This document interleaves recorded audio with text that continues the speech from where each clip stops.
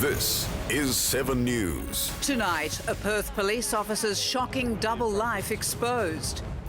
How he was arrested as part of a worldwide child porn bust.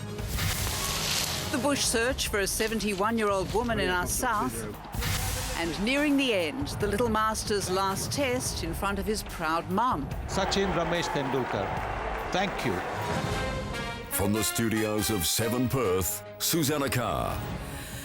Good evening. A Perth police officer's shocking double life has been exposed as part of an evil child porn network. Former detective Linton John Moore was among hundreds arrested globally as part of a 3-year investigation. In a moment, crime reporter Grant Taylor steps us through those developments. But first, Chantel Toohey reports on a Beachborough detective's dark secret. Is there anything you'd like to say about the... No, it wouldn't be appropriate to speak at this time, thank you. Linton John Moore, moments after being told he almost certainly faces jail. You don't have anything to say about the impending possible jail sentence? He was a respected detective, but Moore's lawyer said he had a secret double life, a deep, dark secret, child pornography downloaded from the internet. The court told he accessed the pornography from his Beachborough home every few days for 3 years. Police seized computer hard drives and a mobile phone that contained more than 20,000 images of child pornography and more than 30 videos. They involved children from the ages of 7 to 14 years old. The content of that material is so distressing that we can't describe it on TV. But every image, every photograph and every movie of this type is an image, a photograph or a movie of a real child being abused. Moore's lawyer said it was like he was two different people, and like many charged over child pornography, he had an exemplary reputation in the community. The 30-year-old had even been commended by the police commissioner for trying to save a life. He came from a religious family, attended church and mentored a basketball team. Chantel Toohey, 7 News. 2 teachers and a Perth clergyman have also been charged, and several WA children are among the victims of this global network of pedophiles. Crime reporter Grant Taylor has been following the case, and Grant, the scale of this operation surprised even police.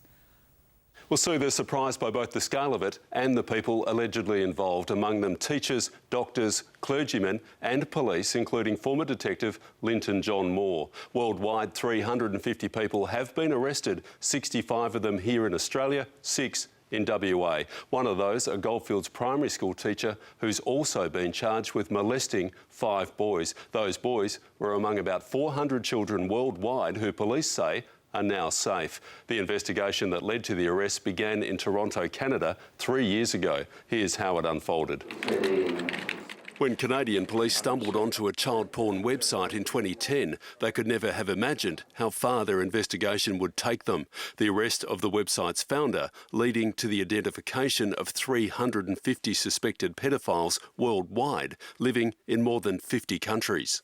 The arrests included 40 school teachers, 9 doctors and nurses, 32 people who volunteered with children, 6 law enforcement personnel, 9 pastors or priests, and 3 foster parents. The job of rounding up suspects here in Australia began in June. Federal and state police arrested men from all walks of life, young and old, some charged with possessing child pornography, others for making it. A primary school teacher from the Goldfields is also accused of abusing 5 of his students. You never know who is involved in this. It could be anybody, your next door neighbour across the road. Professions do not dictate the behaviours or the interests that these people have. It's alleged members of the pedophile ring were buying pornography from the Canadian-based website. The material described as abhorrent and disgusting. Horrific sexual acts against very young children, some of the worst that they have ever viewed. Police say they hope the operation will now serve as a warning to other predators that the internet is no longer a safe place where they can operate without fear of getting caught. We will come and find you and we will prosecute you. Grant Taylor, 7 News. Police fear time is running out to find a 71-year-old woman missing in our south. Kay Ashton was last seen in Pemberton early yesterday, and temperatures there are set to soar tomorrow. Alexis Donkin reports from Pemberton. The search spans 5 kilometres through dense bush. 85 SES volunteers and South West District Police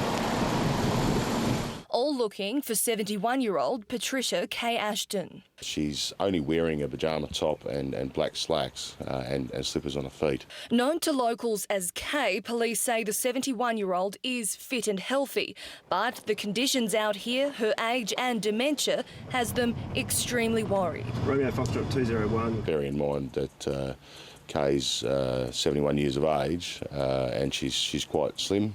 Police have wasted no time in trying to find Kay. They've door-knocked every home in and around town. Police say it's the biggest operation launched in the southwest in over a year. 7 News understands Kay's family is extremely distressed. They have reason to be. Temperatures tomorrow are set to soar above 30 degrees, then a possible thunderstorm. In Pemberton, Alexis Donkin, 7 News. Alexis Donkin has been at the search site all day and she sent this report a short time ago. So Kay Ashton has now been missing for more than 30 hours. Police say they will continue their search for about another hour, suspending it at 7 o'clock this evening. However, police and the SES, all 85 personnel, will be back out at first light searching that bushland west of Pemberton. Now, police say while they're not giving up hope, with every hour that passes, those hopes fade. For Kay Ashton's family, it's a waiting game, hoping for news she will be okay. Sue. Former St Kilda footballer Stephen Milne will stand trial on rape charges almost a decade after the alleged offences took place. A Melbourne court heard he repeatedly tried to have sex with a 19-year-old woman despite her saying no at the home of his then teammate Lee Montagna. A magistrate today ruled there was sufficient evidence for Milne to stand trial on 3 counts of rape next August. Residents in Perth North claim their local beach is being ruined by erosion and they want the state government to spend more than $1 million to fix it. It's the 3rd time the Quinns Beach coastline has been destroyed. Kate Smithers reports. The Quinns coastline has been like this since a September storm ripped through. The beach, footpath and park have been closed. It's within 20 metres of the front door of some houses, so, you know, we need some action and we need it now. Today, angry locals demanded help to fix the beach erosion. Surely you should be able to put sandbags on that dune. The total repair bill is estimated to be around $3 million. The City of Wanneroo says it will pay half. It wants the state government to cough up the rest. It would be my suggestion that, as happens in other areas around the state, the first responder in this instance should be the City of Wanneroo. That if this problem was in Cottesloe, the state government would get up and fix it because it's so visible. The Department of Transport's operational policy online says they will provide funding for up to 50% of the cost of emergency coastal protection works. A spokesperson today said the funding is capped. The City of Wanneroo has already been given $100,000.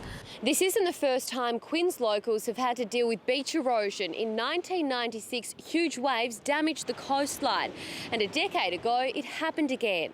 The government says council can apply for more funding next year. Kate Smithers, 7 News. Summer has arrived early for Perth with temperatures soaring well above the average, and Angela Sun joins us from a windy forest place. Ange, how hot was it today? So this afternoon the mercury peaked at 33.7 degrees. The 6th day this month it's been 32 degrees or higher, making it Perth's hottest November on record, averaging a max of 30.1. That's almost 4 degrees above the November average of 26. Many chose to cool off at the beach today, where in the water it's around 21 degrees. And Perth is also experiencing a dry spell. The last time it rained was 26 days ago on the 20th of October, making this our driest November in 6 years. And later in the news, I'll have the forecast for your weekend, plus details of Perth City's Festival of Christmas. Sue. Thanks, Angela. And a week after the death and destruction of Typhoon Haiyan, the people of the Philippines are becoming increasingly desperate. Australians are among those who've gone to provide medical care and aid, but they're also among those needing help. A mercy dash by Australian consular officials, sent into devastated Tacloban to follow up on the Australians caught up in Typhoon Haiyan. Delia Warriner, a 30-year Melbourne resident, survived with 100 others crammed into her house, but there's grave fears for her Australian mother-in-law, Margaret Warriner. Still, Delia refuses to leave. I love this house. She's an angel to save disable us. Australians helping here too. Army medics raising tents and hope for the storm's survivors. We're setting up an emergency department to triage patients and deal with any emergencies that arise. It'll replace scenes like these. US volunteers amputate limbs, their surgery, an old office desk. A caesarean saved this woman's life. She named the baby after the doctor who delivered her. Help is so desperately needed. This is the queue for petrol. And just down the road, it's a kilometre queue for food that hasn't even arrived yet. These people are sleeping here, the Tacloban Astrodome, scenes reminiscent of New Orleans and Hurricane Katrina. Everywhere is taken, even the gym, sleeping on a running machine. But all she runs from now is the violence outside.